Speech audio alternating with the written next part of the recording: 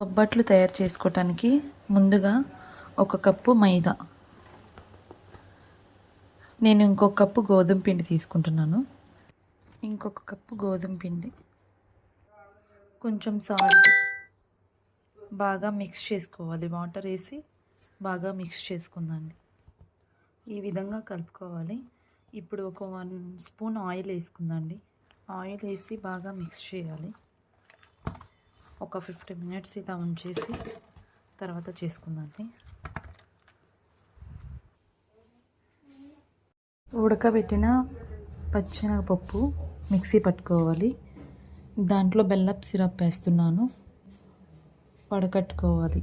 ఈ విధంగా ఇది బాగా కుక్ అవ్వాలి దగ్గరకు వచ్చేంత వరకు. ఇలా దగ్గరికి అవ్వాలి. ఈ కన్సిస్టెన్సీ అయితే సరిపోతుంది. ఇంత చిన్న బౌల్ చేసుకోవాలి.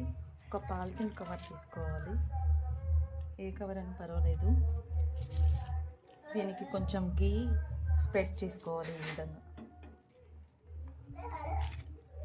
మనం రెడీ చేసుకున్న ఈ పిండిని ఇలా ముద్దలా చేసుకోవాలి. ఇలా వండలా చేసుకొని ఇందులో పెట్టుకోవాలి. మనం ప్రిపేర్ చేసుకున్నాం అది పైకి ఈ పిండిని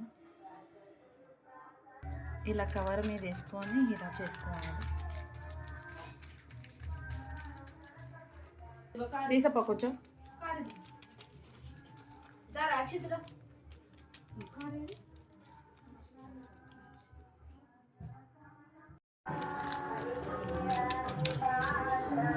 స్టవ్ పైన ప్యాన్ పెట్టాను. హీట్ ఎక్కింది.